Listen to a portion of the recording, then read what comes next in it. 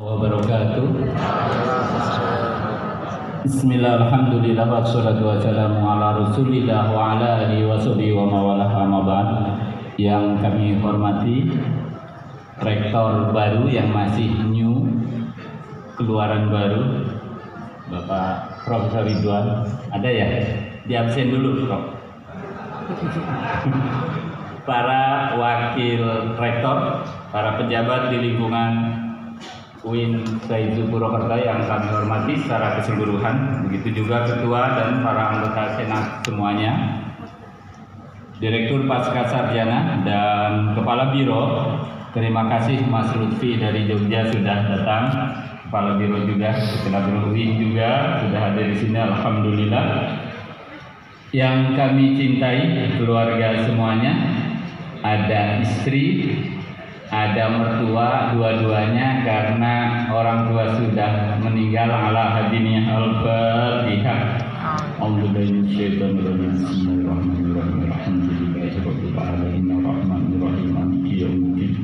Iyyaka na'budu wa iyyaka nasta'in ihdinas siratal mustaqim siratal ladzina an'amta 'alaihim ghairil maghdubi 'alaihim waladdallin. Ada istri, ada anak.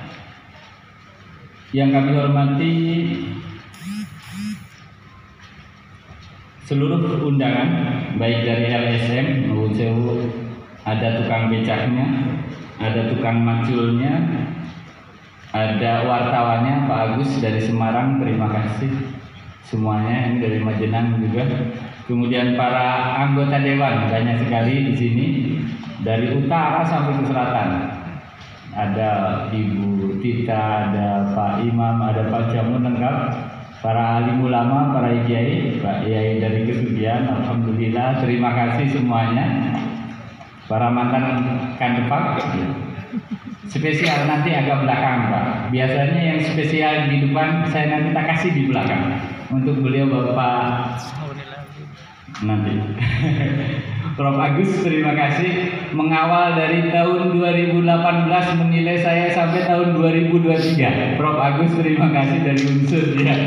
Menilai terus-menerus tanpa bosan. Nanti bisa nyicipi durian sama jambu Pak di sana. Hasil karya UIN Saizu Purwokerto. Nanti silakan, ada durian di sana. Ada 47 UMKM yang kami undang di sini. Silakan nanti nyicipi, terserah rasanya. Prof Agus, Pak Haji Tato Bupati Cilacap yang sekarang penggantinya, karena masih Pak Tato, terima kasih atas kehadirannya. Kemudian Om Gibson dari Jakarta, dari perusahaan kita. Kemudian yang terakhir, Mbah saya, pembimbing saya mulai dari inspektorat sampai sekarang, Mbah Haji. Selamat aplaus, Mbah Haji lagi sakit hadir di sini. Makasih Mbah, barakallah. Makasih banget. Saya nggak nyangka mau hadir karena sakit Mbah. Ternyata dipaksakan hadir, alhamdulillah hadir di sini. Saya kasih satu pantun buat Pak Haji. Pinjam dulu 100 untuk beli keripik. Kopi dan keripik mantap rasanya.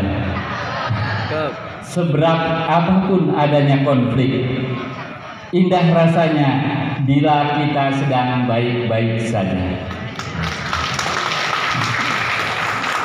Dari profil ke sini tadi nggak serius. Saya sekarang mau pidato yang agak serius, Prof Agus. Kita semua dalam menghadapi hidup ini pasti mengalami konflik. Entah itu bentuknya resolusi atau niat baik, taktik atau cara, strategi, atau bahkan intrik, yakni kebohongan, tipu daya yang diciptakan untuk mencapai apa yang diinginkan. Diakui atau tidak, hal ini merupakan keniscayaan dalam realitas hidup. Berbicara tentang ilmu manajemen berarti berbicara tentang manusia yang berkualitas dalam berikhtiar untuk mencapai tujuan yang diinginkan. Dengan kata lain, pengetahuan tentang manajemen bukanlah pengetahuan yang memandang manusia sebagai subjek pasif dengan semata sebagai unit pendukung dalam sebuah mesin birokrasi yang dingin, rutin, dan statis. Dalam perjalanannya, Realitas hidup yang kita pikirkan, saksikan, dan jalani seringkali di luar prediksi, kendali, dan keinginan kita. Apa yang merupakan harmoni di mata ilahi merupakan sesuatu yang sebaliknya di mata kita yang diliputi keterbatasan dan kesempitan manusiawi. Kita masih hidup dengan aritmetika sederhana, sedang Tuhan mengelola semesta dengan model matematika yang luar biasa kompleks dan sempurna. Kita sering mengalami kerugian dan kegagalan, sementara Tuhan di luar hukum ekonomi dengan segala kalkulasi yang sering membingungkan kita. Karena itu, manajemen ada dan dibutuhkan, baik untuk mengelola ketidakpastian maupun sebagai cara menyaksikan kesempurnaan Tuhan sebagai manajer agung seluruh alam ini.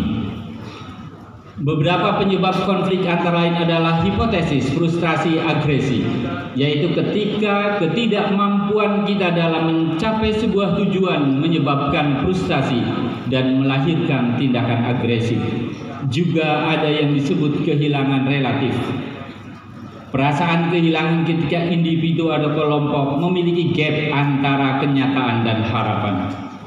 Beberapa konflik tersebut telah melahirkan berbagai malapetaka dalam kehidupan kita, mulai dari pengurasan tenaga dan waktu yang tidak ada habisnya, munculnya sentimen negatif yang membuat mental kita menderita luar biasa, munculnya sistem yang demikian kuat namun membuat para pelakunya menjadi pasif dan buntu, organisasi yang mengalami perumitan terus-menerus hingga menjadi kerdil dan kehilangan tujuan. Oleh sebab itu, konflik harus dikelola, bukan dihindari, karena konflik juga merupakan sebuah keniscayaan dalam hidup ini, yaitu sebagai cara alam dan sejarah mencapai keseimbangan dalam perkembangannya.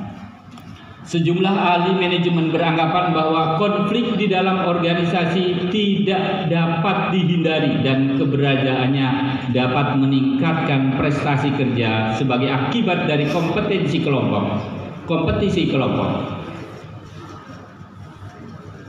Gibson, Ivan Sevik, dan Donnelly berpendapat bahwa konflik antar individu maupun antar kelompok dalam organisasi tidak dapat dielakkan. Kinerja organisasi yang optimal memerlukan tingkat konflik yang sedang, dan mereka beranggapan bahwa konflik berarti organisasi tidak ada perubahan. Jika tanpa konflik maka tidak ada perubahan.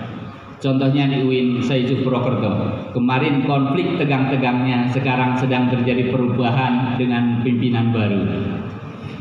Bapak Ibu yang kami hormati, beberapa contoh konflik. Mau jatuh, maaf Prof. Pertama, konflik pondok pesantren. Perubahan pola agraris modern memaksa pesantren merubah manajemennya. Konflik di pondok pesantren muncul ketika kepentingan masing-masing individu atau kelompok hadir di ruang publik, terutama ketika memasuki generasi ketiga. Sudah ke cucu itu nanti siap-siap konflik. Mengelola konflik di pondok pesantren adalah dengan membagi peran yang seimbang sesuai dengan kompetensi dan skillnya masing-masing. Sentralisasi yang didekatkan dapat juga dengan pendekatan yang seimbang antara Gemeinschaft dan Gesellschaft.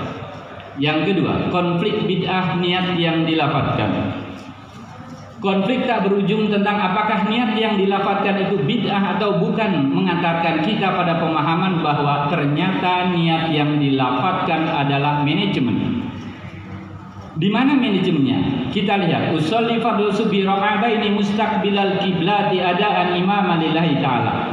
Kata usolli adalah perencanaan, fardu adalah tugas pokok, kata subi adalah nama kegiatan, arba'ah raka'atin adalah proses, mustaqbilal qiblati adalah fokus, imaman adalah kepemimpinan, lillahi ta'ala adalah tujuan visi misi. Mengelola konflik dalam hal ini adalah dengan merubah sudut pandang kita ketika melihat realitas konflik di masyarakat. Ketika dirubah sudut pandangnya, insya Allah tidak menjadi, karena tidak ada urusannya dengan bid'ah tidak bid'ah, tapi bicara tentang manajerial. Yang ketiga, dunia dan akhirat. Perbanyaklah ibadah, jangan hanya mengurusi dunia saja. dakwah sering sekali mendengar ini. Narasi yang amat sering kita dengar dalam banyak kajian bisa jadi salah satu penyumbang ketertinggalan umat Islam dikarenakan konstruk berpikir yang memilih perbuatan dunia dan yang memilah perbuatan dunia dan akhirat. Kita kadang lupa bahwa setiap perbuatan apapun bentuknya terkoneksi ke akhirat. Buktinya bahwa setiap perbuatan baik akan dicatat sebagai pahala dan implikasinya adalah surga. Dan jika perbuatan itu buruk, dicatat sebagai dosa dan implikasinya neraka. Mengelola konfliknya adalah dengan tidak memilah lagi bahwa ada ilmu dunia, ada ilmu akhirat. Semuanya ilmu dunia dan akhirat. Konflik layanan birokrasi. Nalar Shihab kadang agak kesulitan memahami realita perilaku para birokrat yang ada di dalam organisasi. Contohnya, bagaimana mungkin masyarakat pedesaan harus kembali ke rumahnya yang jarak tempuhnya 2 jam dari Cilacap atau lebih, atau dari Purwokerto yang paling ujung, hanya untuk mengambil kartu keluarga, padahal sudah membawa KTP. Bukanlah masih terlintas dalam benak kita bahwa retina mata kita, sidik jari kita, dan lainnya sudah direkam? Bukankah jika itu bentuk kehati-hatian, maka kehati-hatiannya bukan dibebankan kepada masyarakat, tetapi lebih kepada para birokrat dengan memvalidasi sistem dan data yang ada di server jenius yang namanya komputer. Kita lihat yang lebih dekat, ada silabi, ada jika dosen, jika guru, ada RPS, ada jurnal, ada presensi, ada akreditasi dan lain-lain sebagainya. Alih-alih ingin meningkatkan kualitas kinerja dosen, yang terjadi justru mengarahkan dosen menjadi birokrat yang tugasnya membuktikan secara administratif apa yang telah dikerjakannya. Memang betul bahwa birokratisasi adalah irisan dari manajemen, tetapi irisan-irisan lainnya jangan sampai dinomorduakan. Manajemen tanpa nalar akan membawa individu dan organisasi pada jurang formalistik, keterpenuhan administrasi semata, kepura-puraan, kepalsuan tanpa value. Mengelola konflik dalam hal ini adalah dengan mengubah mazhab manajemen yang sering kita dengar, planning, organizing, actuating, controlling, dengan merubah bahwa manajemen adalah art, manajemen adalah seni. Jadi ketergantungannya bukan pada sistem, tapi ketergantungannya adalah pada orang. Berarti memilih pemimpin harus orang yang terukur. Ketika sudah ditunjuk jadi pemimpin, mulailah menyelesaikan diri untuk keterukuran tersebut. Jadi berpindahlah haluan dari planning, organizing, actuating yang membuat kita jumun tersebut.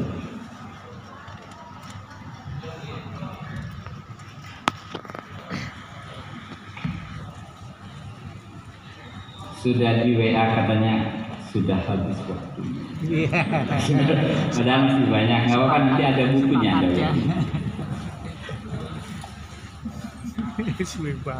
Satu lagi riba. Konflik riba. Refleksi kesadaran umat Islam di seantero Indonesia terhadap permasalahan bank syariah tampak dari banyaknya bermunculan bank syariah. Namun perdebatan yang terjadi tidak pernah keluar dari makna riba adalah ziyadah, artinya tambahan finansial, bukan bertambahnya manfaat bagi masyarakat.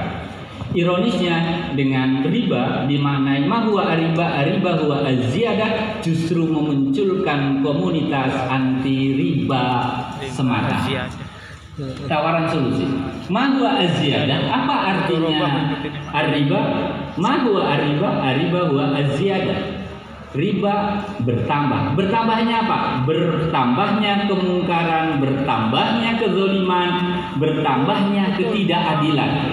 Itu tawaran solusi dari konflik yang ada. Konflik keagamaan. Beragama harus mendorong keakraban dan solidaritas. Beragama seperti lingkaran yang terjadi ribuan irisan. Irisan satu dengan irisan lainnya adalah ribuan perbuatan baik. Jadi orang kalau hanya melakukan kebaikan sebanyak 100 saja, maka dalam agama belum bisa memproklamirkan bahwa dirinya baik. Karena apa? Ada irisan-irisan lain yang kosong. Berarti kita jangan merasa bahwa kita adalah yang paling benar. Karena apa? Memahami agama secara sempit dibumbui dengan kebencian menjadi sumber kerusakan dan perpecahan umat. Solusi dari sisi manajerial, cobalah kita mencari dalil atas ibadahnya orang lain, bukan atas ibadahnya kita. Ini solusi manajerial. Hoax. Satu lagi, Mas.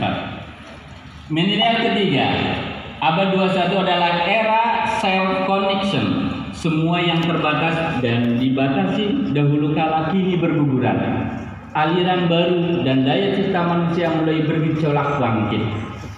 Internet mengizinkan 1 miliar bunga mekar, namun sebagian besarnya berbau busuk. Mulai dari pikiran iseng para penulis blog, teori konspirasi hingga penyebaran hoax. Tambah pula internet bukan hanya membuat kita bodoh, tapi juga lebih kejam. Di dunia maya sebagian dari kita tak ingin menguji informasi, berdiskusi dan berdebat sehat, tapi mengecilkan opini orang lain yang berbeda, menghina dan menyerang. Anda berkelana sampai menemukan kesimpulan yang Anda inginkan. Anda mengklik laman demi pembenaran dan keliru dalam membedakan jawaban dengan kekuatan argumen. Era digital adalah era di mana ketakjuban orang bukan lagi soal esensi, tapi eksistensi. Orang lebih mengagungkan sesuatu yang punya pesona, genit, sensitif, dan manipulatif. Dalam konteks itu, aksesoris dan selebritas adalah dunia khas dari semua gelagat manusia modern. Suatu yang kritis akan dihindari karena dinilai kaku dan membosankan. Sementara itu sesuatu yang punya pesona selalu genit dan sensitif untuk menarik perhatian publik. Semua bisa dicapai dengan cepat karena bantuan kemajuan teknologi digital. Pada konteks ini saya ingin mengucapkan selamat datang di era post-truth. Era yang penuh dengan manipulasi, problem identitas dan kejutan. Intinya kemasan selalu punya pesona. Kemasan sangat penting dan lebih penting daripada isi. Megalomania di satu sisi, hipokrisi di sisi lain. Sensasi dirayakan, esensi diabaikan. Proses digital menyiapkan panggung untuk itu.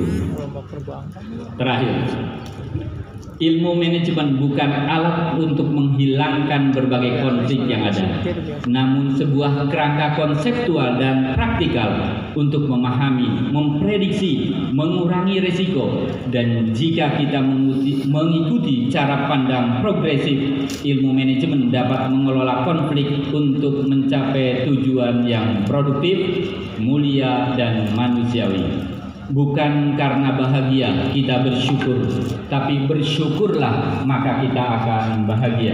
Sukses bukan kemampuan menghindari konflik, tapi sukses adalah kemampuan mengelola konflik. Wallahu a'lam bishawab. Wassalamualaikum warahmatullahi wabarakatuh.